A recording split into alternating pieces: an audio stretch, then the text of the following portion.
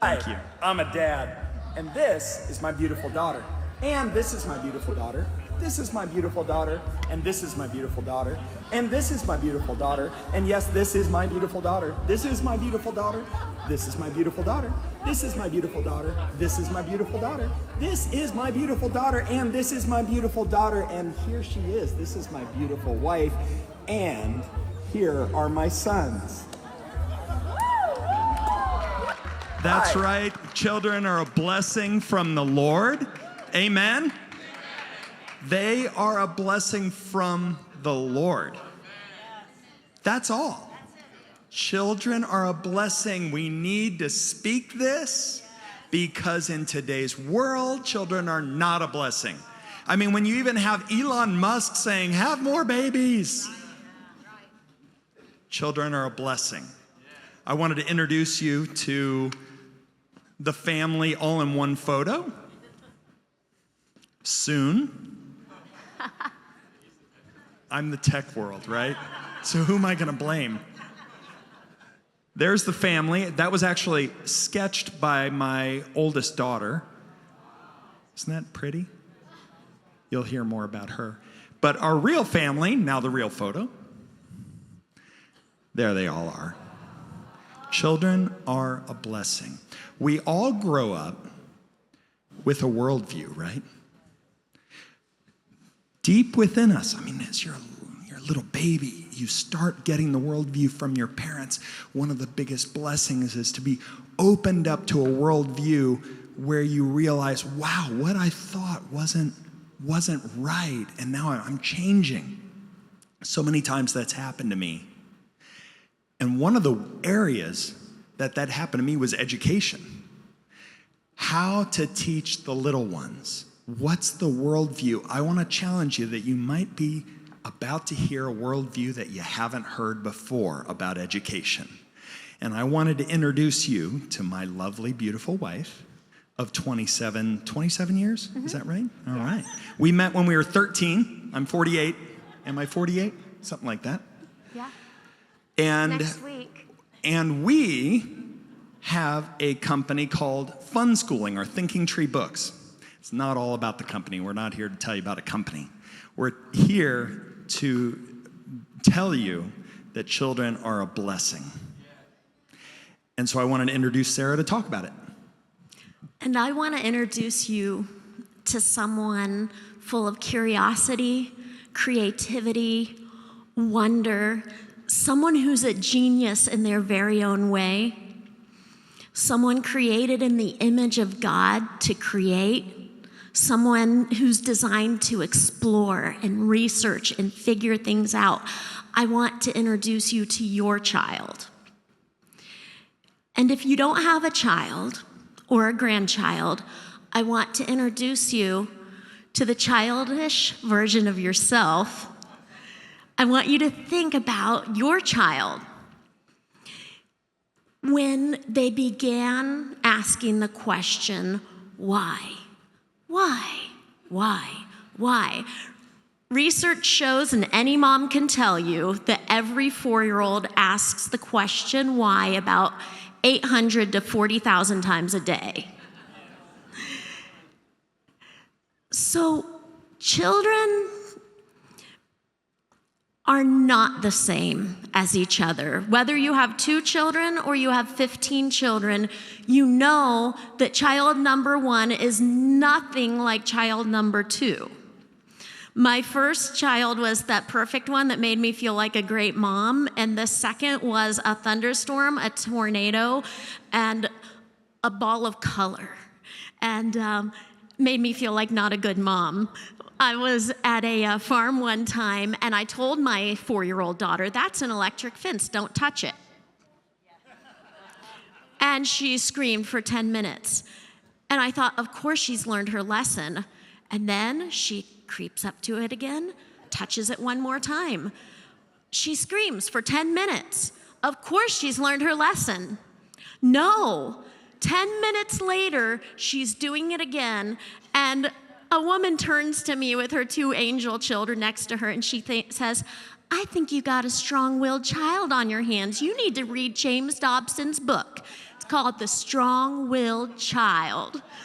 And I'm like, this is beyond strong-willed. I'm also a gardener. And I know that different plants have different needs. You can't grow a hibiscus in the same place that you would grow rice. Everything is different. I grow hundreds of different things on our farm. We have a 22-acre farm about 20 minutes from here. It's the last farm in the city, in Greenwood, I think, in our neighborhood. We're surrounded by suburbs. And I know that if I were to gather up all the plants out of my garden, and I were to put them in a room with fluorescent lighting and give them perfect sterilized soil, and I would water them with all the same amount of water every day at the same time and protect them from bugs and the elements and disease, would all those plants grow as beautifully as they do in the gardens of the world? No, but this is what we do with our children. We take all these children from the gardens of the world and we put them into a room with fluorescent lights, a desk, and a pile of books so they can learn about butterflies from the pages of a book instead of in Grandma's garden.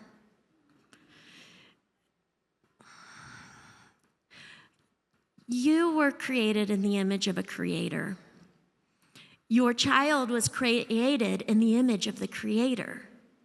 Your grandchild was created in the image of the Creator. So what might your child be? A creator. How many of you have heard of the 5 love languages? It really helped me learn how to love my husband better because I thought that everybody loved by serving each other. And his love languages were so much easier than mine. When I figured out I just need to say nice things to him and give him a lot of affection, like, wow, so I don't have to be working so hard to just serve him all the time because that's not how he feels loved. But my love language is a little more difficult. I need to be served to feel loved. So he learned to make me coffee every morning and bring it to me and the day would be good. In the same way that there are 5 love languages I've discovered from working with thousands and thousands of kids and experimenting on my own 15, that there are 5 learning languages. And what I mean by learning languages is I mean learning styles. Kids are motivated to learn in different ways. Just like grapes, figs, olive trees, flowers, and oranges are all different and have different needs. There are 5 kinds of learners, and I'm gonna start by telling you just a little bit about each one, and as I do, I want you to think of your child in the Y stage, in the teenage years, what they're doing now. I want you to think about yourself and ask the question, what's their learning style? What's my learning style, and how does it impact me today? Because it does impact you today. So the first learning style I want to talk about is the person that I call the creator. These people have an idea in their mind. They have a world in their mind that they've already designed. They have a masterpiece in their mind that they've already created.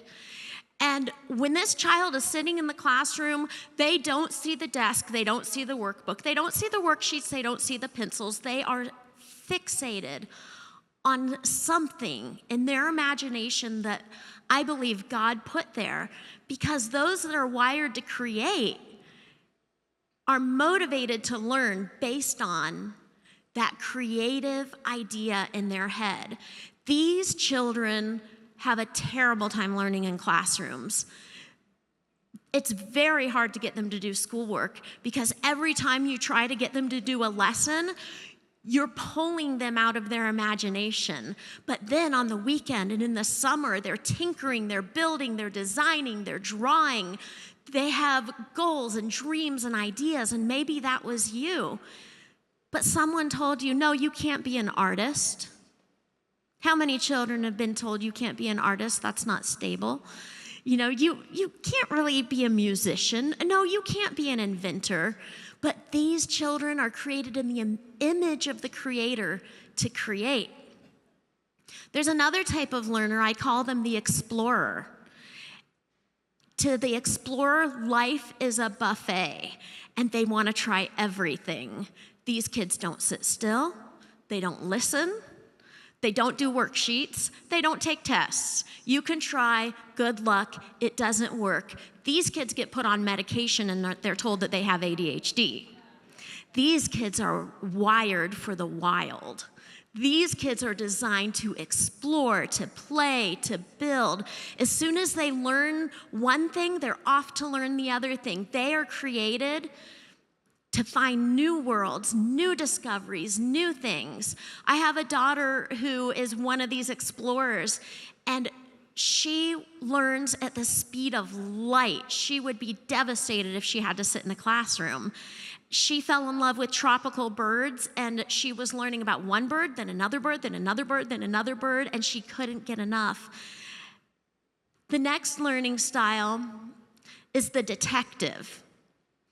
These kids, they don't do well in most classrooms either because they get obsessed with dinosaurs, Star Wars, fossils, space, fashion, costumes, the earth, rocks, flowers, maybe science, maybe history.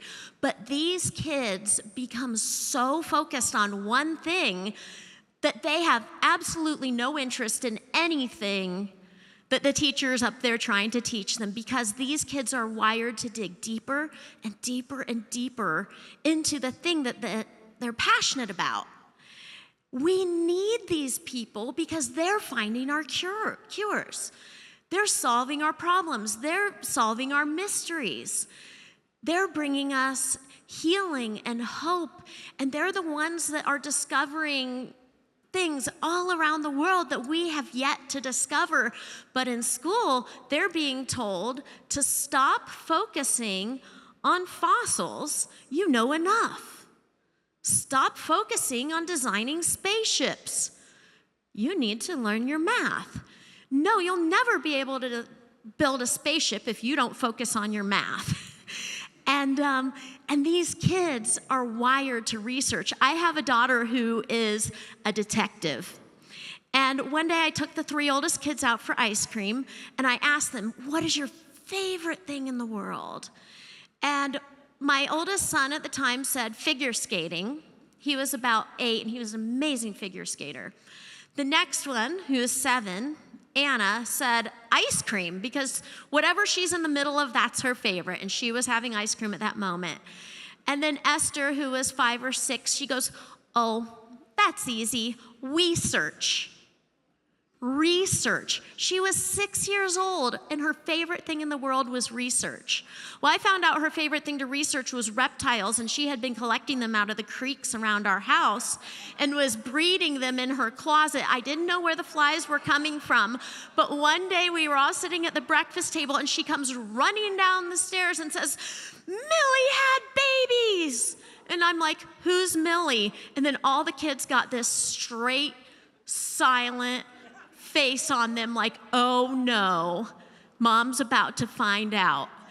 And then one of them goes, it's Esther's snake. And I'm like, what do you mean Esther's snake? Esther has snakes in the closet. I went up there. She just was going to garage sales and spending her own money on aquariums, putting them in her walk-in closet, and raising snakes. And she said, well, I need to learn, Mommy, because I'm going to be the curator of the reptile exhibit at the Creation Museum when I grow up. Does anyone have a little detective in their life? Is that you? A lot of times these kids are on the autism spectrum. And it's a gift. It's a beautiful, beautiful gift. The next type of learner, and we're getting close to the end, but I just wanted to introduce you to your child, so I thought I needed to explain this. And you thought I was going to talk about my company, my books, fun schooling.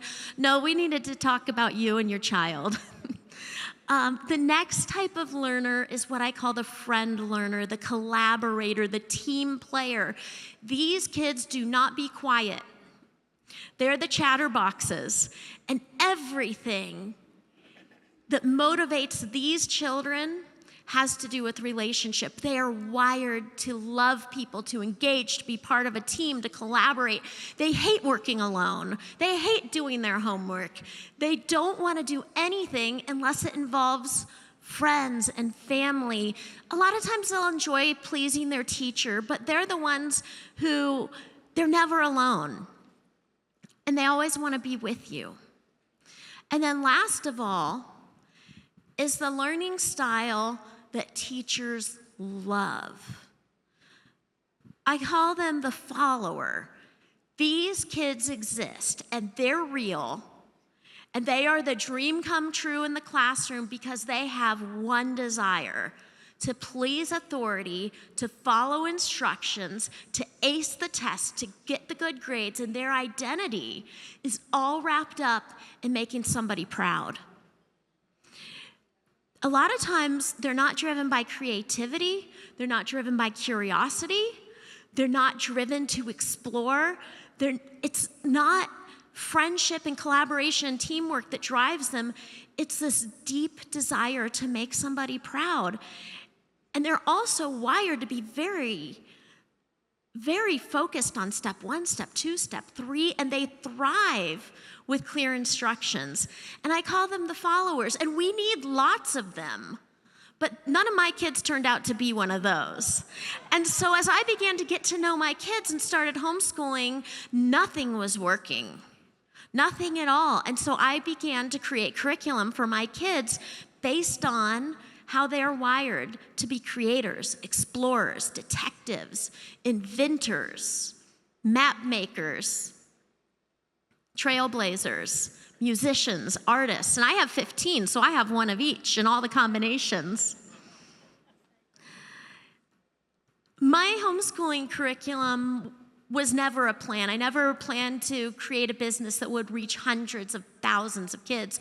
Our homeschooling curriculum is now approved for state funding in Florida, Texas, Indiana, California, Arizona, many states, because I create schoolwork for the dyslexic kids, the autistic kids, the ADHD kids, and they love it because everything I create sparks curiosity. It puts the kids in control of the conversation. It sparks research, creativity, passion, and I had to publish 360 books so far because I needed one for every possible passion my kids might have. And you can learn a lot more about fun schooling. Some people call it passion-driven education. Some people call it delight-directed learning. We call it fun schooling because that's just what my kids started calling it. Isn't that the dream, that your kids would call their education fun schooling? To be very honest with ourselves and each other and our children, learning is fun when we're learning about something we love. And that is the key to learning, that we could unlock the world and education to our kids by focusing and allowing them to focus on the things they love. And when we do that, we have to let go of standardization. And if you want to hear more about what it means to let go of standardization and set your kid free to be the child God created them to be, you can listen to my podcast, The Fun School Show. God did not give you your child so you could make them like everybody else. And when I was getting lots of grief from grandparents about not making my children like all the other children in school, I said, God, what do I do? He said, if I want a standardized human being to accomplish my will on this earth, I have millions of people to choose from. You need to raise Anna different. Look at her gifts, look at her callings, look at her talents, look at her strengths, look at her abilities. Stop focusing on her weaknesses and let her become who I created her to be. So Anna majored in art and music from age 6.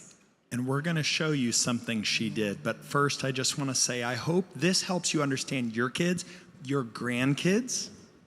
So be careful of, what worldview, how am I viewing my kids the way they're schooling my grandkids? Hopefully this opened your eyes gave you just a taste. We're going to give away some free books. If you would like to get a free book, just come see us. We'll give you one. I want to play this. There's a bunch over there. Bunch over there. We have a 2-minute video. I want to show you something my oldest daughter, Anna, did. She's written multiple musicals that have been performed very, very, very big scale. And she's severely dyslexic. She couldn't read until she was 9. She couldn't even read the word dad. This is a 2-minute video of part of a musical of 2 Bible characters, they both have leprosy, one is blind, and the one is practicing what do colors look like? To a blind person. To a blind person. Let's go ahead and play that. Thank you so much.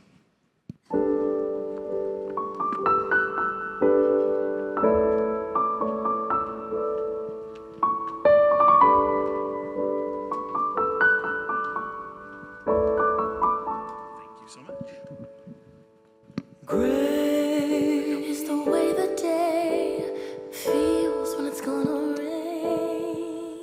And orange is the color of warmth. Blue is the color of the sky. And the color of your eyes is the pole in the tide. Red is the heart beating out of my chest. Ooh,